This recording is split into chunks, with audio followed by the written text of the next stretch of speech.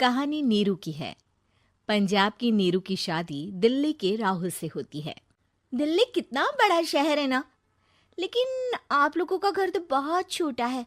हमारे पंजाब में तो ये बड़े बड़े घर होते हैं कि मजा ही आ जाता है। कोई बात नहीं नीरू, मैं भी तुम्हारे लिए बहुत बड़ा मकान बनाऊंगा बहुत जल्दी।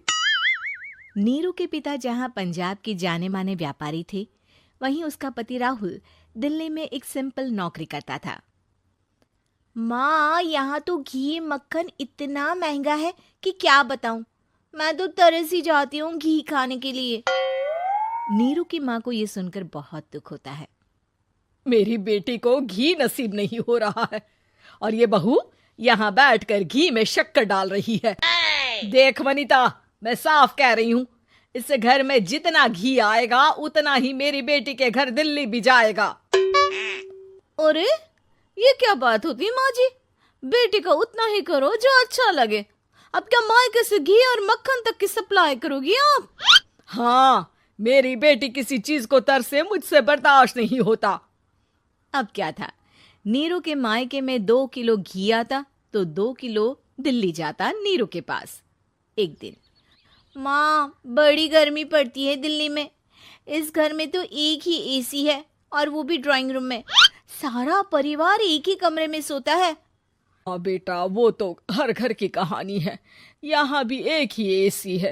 अरे बिल इतना आता है कि क्या बोलूं। तभी वहां राकेश आ जाता है। माँ, थोड़ी देर में यहाँ कुछ प्लम्बर आएंगे मेरे कमरे में एसी लगाने।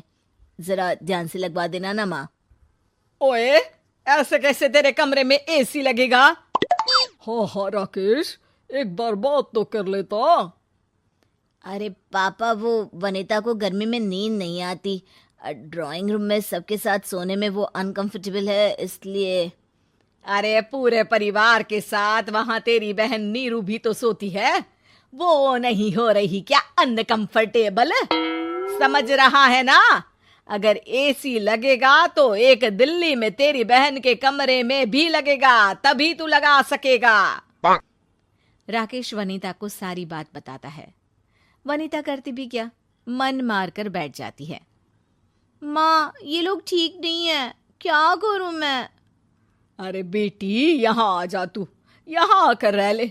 अरे छोड़ दे ऐसे पति को। कैसे छोड़ दूं माँ? समाज क्या कहेगा, लोग क्या कहेंगे? वैसे भी मेरा एक बेटा है मयंक। अरे हटा बेटा, तेरी उम्र ही क्या है? इतनी परेशान रहेगी तो काम कैसे चलेगा?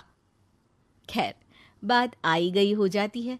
माँ को लगता है कि नीरू ठीक है, तो वहीं नीरू के मन में एक ही लाइन चल रही होती है, यहाँ आजा।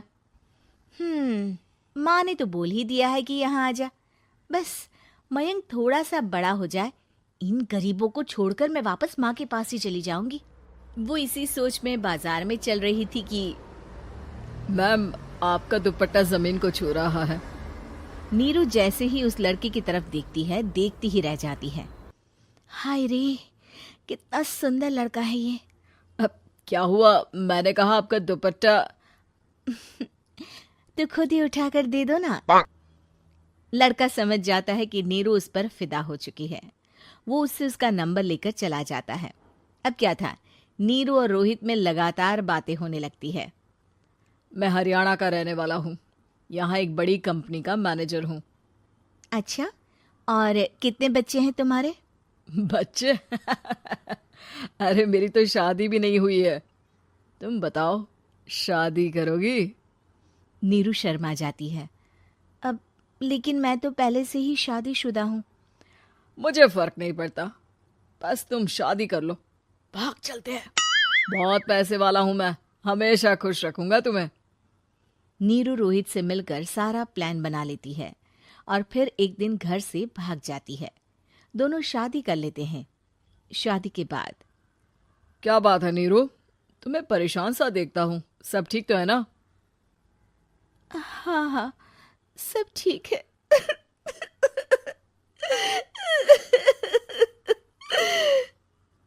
ये कहते कहते ही वो रोने लगती है। अरे क्या हो गया, रो क्यों रही हो? मैंने तुमसे एक बात छुपाई है और वही बात अब मुझे परेशान कर रही है। रोहित, मेरा एक बेटा भी है, उसका नाम मयंक है। क्या बात कर रही हो? ये तुमने मुझे पहले क्यों नहीं बताया? देखो नीरू, मेरी माँ को मैंने ये नहीं बताया है कि तुम शादीशुदा हो। बच्चा मैं मैनेज नहीं कर पाऊंगा। नीरू को समझ में नहीं आता कि वो क्या करे। तुम उस बच्चे को अपनी माँ को क्यों नहीं दे देती? नीरू चुपके से माँ को फोन करती है। माँ, क्या मयंक को तुम रख सकती हो? बेटा, मैं राकेश के साथ बात करती हूँ। आखिर घर का बेटा वही है, जो वो बोलेगा। वैसे भी बेटा, तूने जो किया है ना, उसके बाद से पूरा घर तेरी बुराई कर रहा है। मैं भी अब किसी से तेरे लिए लड़ नहीं सकती। राकेश बेटा, नीरू ने तो जो किया बहुत ही बुरा किया, लेकिन मैं सोच रही थी कि क्यों ना मयंक को हम यहाँ ले आए। तभी वनीता बोल पड़ती है।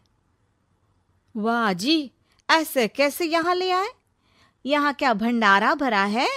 और जिस बच्चे की माँ ने नहीं सोचा, उसके लिए हम क्यों सोचे? नीरू को एक बार तो अपने बच्चे के बारे में सोचना चाहिए था ना। अरे लेकिन तेरे पास भी तो लड़का नहीं है ना वनीता। माँ, वनीता ठीक बोल रही है। कल को वो बड़ा होकर इसी घर का हिस्सा मांगेगा तो हम क्या करेंगे? माँ कहती भी तो क्या, वो चुप रह जाती है। वहीं नीरू का पहला पति कहता है। माँ, अगर आज भी वो वापस आ जाए तो मैं उसे माफ कर दूंगा। बेटा, गरीबी चीज ही ऐसी है, क्या करेगा? तू तो अब मयंक का सोच। वो बेचारा तो बिना माँ का हो गया। मयंक के खातिर तू दूसरी शादी कर ले बेटा। लोगों के लाख समझाने के बाद नीरू के पहले पति की शादी रिद्धि से हो जाती है, जिसके पहले पति से 2 बच्चे होते हैं। देखो जी, मैंने शादी सिर्फ बच्चे के खातिर की है। मैंने भी शादी सिर्फ बच्चों के खातिर की है। वहीं नीरू के दूसरे पति के मन में ये बात घर कर जाती है कि नीरू एक मासूम बच्चे को उसके खातिर छोड़ कर आई है। अब देखो नीरू, मुझे लगता है कि जो औरत अपनी कोख का बच्चा छोड़ सकती है, वो तो कुछ भी कर सकती है। कल को तुम्हें मुझसे अच्छा कोई मिल गया तो तुम तो मुझे भी बाय बाय कर दोगी ना। नीरू को अब उसका दूसरा पति ताने देना शुरू कर देता है। तंग आकर नीरू उसके यहाँ से भागकर अपने पहले पति के पास चली जाती है, लेकिन ससुराल में क्या लेने आई है नीरू, मयंक को? नहीं नहीं सासू माँ, मुझसे गलती हो गई, मुझे माफ कर दीजिए। नीरू, अब वक्त खत्म हो गया है, मेरी शादी हो चुकी है। तो छोड़ दो ना उसे, हमारा बच्चा है। मैं आपको अपनी माँ नहीं मानता, मेरी नहीं मान तो बात अच्छी है। नीरू मयंक की बात सुनकर समझ जाती है कि उसके पास अब न आसमान रहा ना ही जमीन।